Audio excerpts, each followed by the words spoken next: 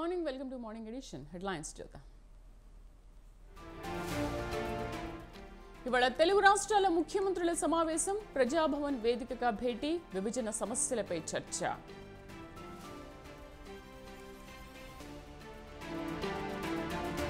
నేటి నుంచి కడప జిల్లాలో జగన్ పర్యటన, వైఎస్ఆర్ జయంతి వేడుకలకు హాజరు.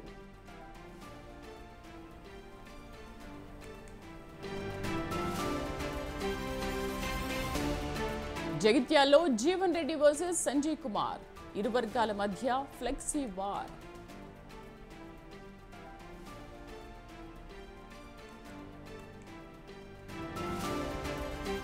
బ్రిటన్ కొత్త ప్రధానిగా కీర్ స్టార్మర్, ఆమోదం తెలిపిన కింగ్ చార్లెస్ III.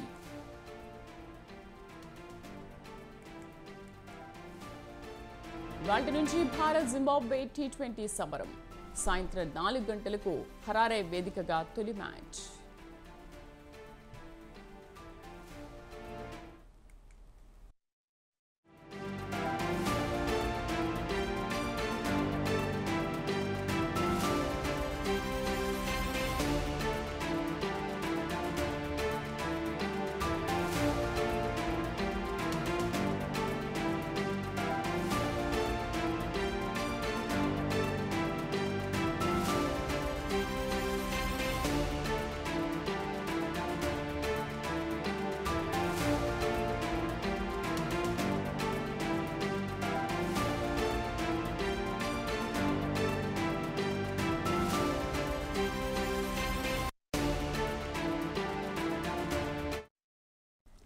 ఇవాళ తెలుగు రాష్ట్రాల ముఖ్యమంత్రులు సమావేశం కానున్నారు. ఇందుకోసం అధికారులు అన్ని ఏర్పాట్లు చేశారు. సాయంత్రం 6 గంటలకు ప్రజాభవన్లో ఏపీ ముఖ్యమంత్రి చంద్రబాబు, తెలంగాణ సీఎం రేవంత్ రెడ్డి సమావేశం కానున్నారు. విభజనకు సంబంధించి అపరిష్కృతంగా ఉన్న అంశాలపై ముఖ్యమంత్రులు భేటీ కావడం ఇదే మొదటిసారి. ప్రధానంగా షెడ్యూల్ 9, షెడ్యూల్ 10లో ఉన్న సంస్థల విభజనలపై చర్చించే అవకాశం ఉంది. అయితే విద్యుత్ సంస్థలకు సంబంధించి రెండు రాష్ట్రాల మధ్య బకాయిలపై చర్చించే అవకాశం ఉంది. దాదాపు 24,000 కోట్లు ఏపీ ప్రభుత్వం చెల్లించాల్సి ఉందని తెలంగాణ చెబుతోంది. కానీ 7,000 కోట్లు తెలంగాణ తమకు చెల్లించాల్సి ఉందని ఏపీ పట్టుపడుతోంది. కాంగ్రెస్ ప్రభుత్వం బాధ్యతలు చేపట్టిన తర్వాత విభజనకు సంబంధించి పెండింగ్లో ఉన్న అంశాలపై ముఖ్యమంత్రి రేవంత్ రెడ్డి ప్రత్యేక దృష్టి సారించారు. మార్చి నెలలో సీఎం చొరవతో ఢిల్లీలో ఏపీ భవన్కు సంబంధించిన విభజన వివాదం పరిష్కారమైంది. ఇటీవల మైనింగ్ కార్పొరేషన్కు సంబంధించిన నిధుల పంపిణీకి సంబంధించి చిక్కుముడి కూడా వీడిపోయింది.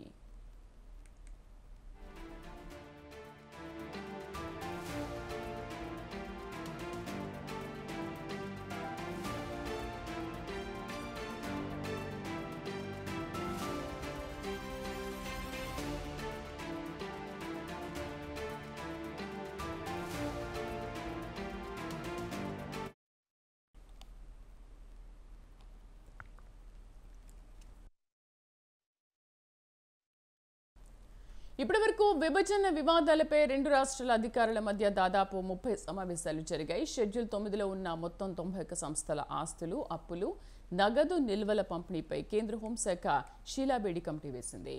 వీటిలో 68 సంస్థలకు సంబంధించి అభ్యంతరాలు ఏవీ లేవు. మిగతా 23 సంస్థల పంపిణీపై రెండు రాష్ట్రాల మధ్య ఏకాభిప్రాయం కుదరలేదు.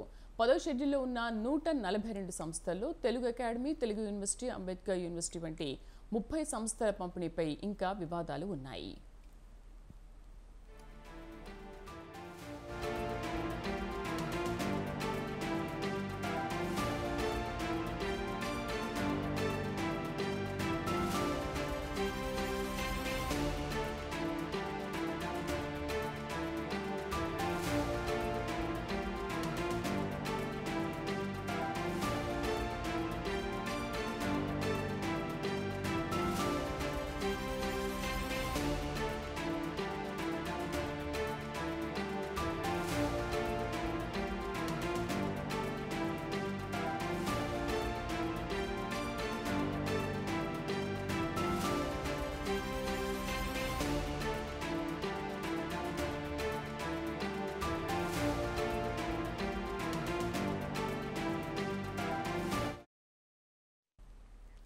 గత 5 ఏళ్ల జగన్ పాలనలో విధ్వంసమైన ఆంధ్రప్రదేశ్ను మళ్లీ నిర్మించడమే తన లక్ష్యమని ఏపీ సీఎం చంద్రబాబు స్పష్టం చేశారు.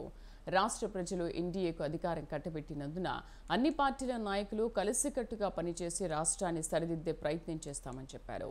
2 రోజుల ఢిల్లీ పర్యటనలో ప్రధాని మోదీ సహా పలువురు కేంద్ర మంత్రులను కలిసిన చంద్రబాబు ఏపీ సమస్యలపై చర్చించారు. కేంద్రంలో ఎన్నో సంకీర్ణ ప్రభుత్వాల్లో టీడీపీ భాగస్వామిగా ఉన్నా ఎప్పుడూ పదవులను కోరుకోలేదని, రాష్ట్ర ప్రయోజనాలకి ప్రాధాన్యత ఇస్తూ పనిచేసిందని చంద్రబాబు చెప్పుకొచ్చారు. ప్రాంతీయ పార్టీ అయినా జాతీయ ప్రయోజనాలను దృష్టిలో ఉంచుకుని తాము మద్దతిచ్చినట్లు స్పష్టం చేశారు. ఇదివరకు వాజ్పేయి ప్రభుత్వంలో తమకు 7 మంత్రి పదవులు ఇస్తామన్నా తీసుకోలేదని, ప్రభుత్వ సుస్థిరత కోసం అప్పట్లో స్పీకర్ పదవిని తీసుకున్నామని గుర్తు చేశారు. ఇప్పుడు పదవులేవి అడగలేదని, ఇచ్చిన 2 పదవులను కాదనకుండా తీసుకున్నామని చెప్పారు. ఈ రెండింటితో తాము సంతోషంగా ఉన్నామని, అలా ఉండడం మీడియాకే బాధగా ఉందని నవ్వుతూ వ్యాఖ్యానించారు. వచ్చే 5 ఏళ్లు రాష్ట్ర పునర్నిర్మాణానికే పని చేస్తామని, ఇదే విషయాన్ని ప్రధాని మోదీకి కేంద్ర మంత్రులకు చెప్పి కేంద్రం చేయూతనివ్వాలని కోరినట్లు తెలిపారు.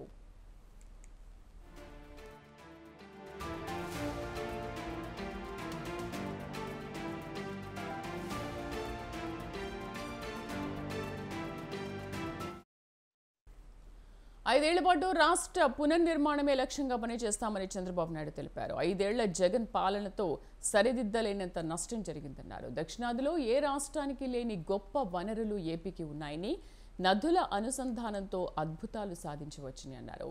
గోదావరి నుంచి మొత్తం దక్షిణాది రాష్ట్రాలకు నీరు ఇవ్వొచ్చన్నారు. కాగా ఢిల్లీ పర్యటన ముగించుకునే చంద్రబాబు నాయుడికి హైదరాబాద్లో ఘన స్వాగతం లభించింది. బేగంపేట ఎయిర్పోర్ట్ నుంచి జూబ్లీహిల్స్లోని చంద్రబాబు నివాసం వరకు టీడీపీ శ్రేణులు భారీ ర్యాలీ నిర్వహించారు.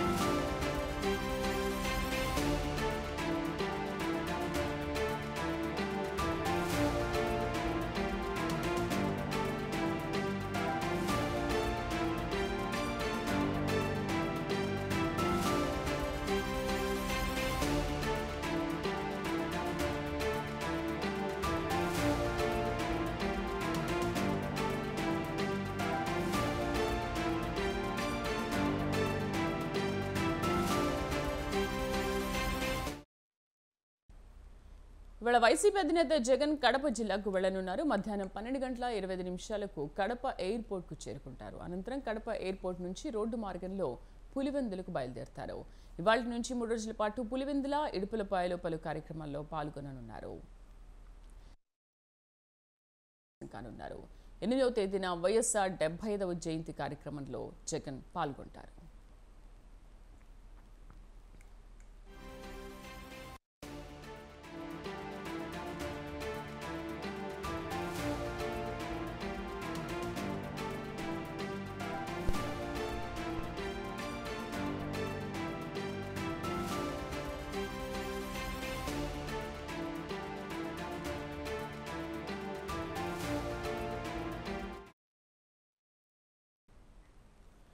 AP deputy CM Pawan Kalyan Varahi ఏకాదశ దీక్ష ముగించారు. అమ్మవారి ఆరాధన, వేద పండితుల మంత్రోచ్చరణల మధ్య వరాహి మాతకు ఆయన ప్రత్యేక పూజలు చేశారు. అమ్మవారికి పంచనక్షత్ర హారతులు సమర్పించారు. తర్వాత కుంభహారతితో ఈ ఆరాధన సంపూర్ణమైంది.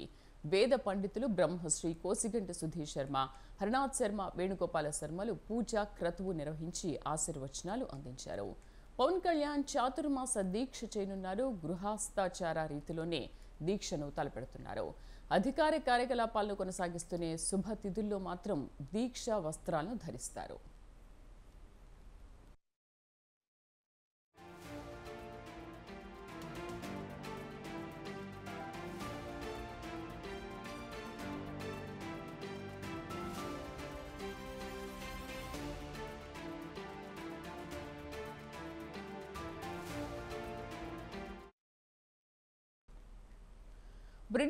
బీహార్లో గత కొద్ది రోజులుగా వరుసగా బ్రిడ్జ్లు కూలిపోతున్న నేపథ్యంలో రాష్ట్ర జలవనరుల శాఖకు చెందిన 16 మంది ఇంజనీర్లను సస్పెండ్ చేసినట్లు అధికారులు తెలిపారు. వంతెనల నిర్మాణానికి బాధ్యులైన కాంట్రాక్టర్లను గుర్తించి వారిపై చర్యలు తీసుకుంటామని బీహార్ అభివృద్ధి కార్యదర్శి చైతన్య ప్రసాద్ స్పష్టం చేశారు. కాంట్రాక్టర్లకు అప్పగించిన పనులను సరిగ్గా నిర్వర్తించలేదని, అదే సమయంలో ఇంజనీర్లు కూడా తగిన జాగ్రత్తలు తీసుకోలేదని అన్నారు. బీహార్లో 17 రోజుల వ్యవధిలో 12 వంతెనలు కూలిపోవడంపై ప్రజలు ఆగ్రహం వ్యక్తం చేస్తున్నారు. ఈ విషయంపై ముఖ్యమంత్రి నితీష్ కుమార్ అధికారులతో సమీక్ష నిర్వహించారు.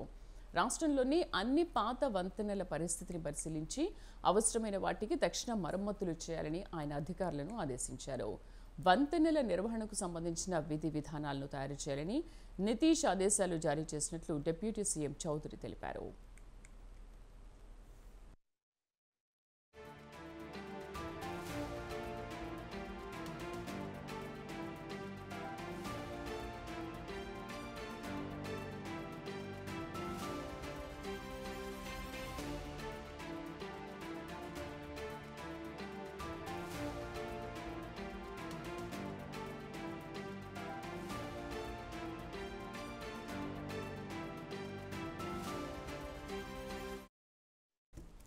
జూన్ 18 నుంచి ఇప్పటి వరకు బీహార్లో 12 వంతెనలు కూలిపోయాయని, వీటిపై ముఖ్యమంత్రి నితీష్ కుమార్ ప్రధాని మోదీ గాని స్పందించట్లేదని రాష్ట్రీయ జనతాదళ్ నేత తేజస్వి యాదవ్ అన్నారు.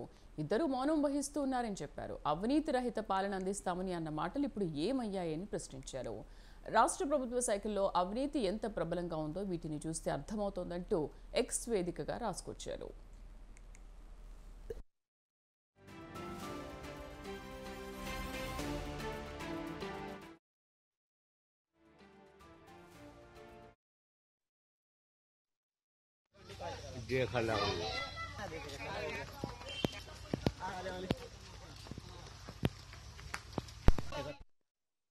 ఇది రుతుపవనాల కాలం కాబట్టి అసాధారణ వర్షాలు కురుస్తున్నాయని, దీనివల్ల బ్రిడ్జ్లు కూలుతున్నాయని చెప్పిన మాటలు ప్రజలను నివ్వెరపరుస్తున్నాయని మాజీ ముఖ్యమంత్రి జితన్ రామ్ మాంఝీ అన్నారు.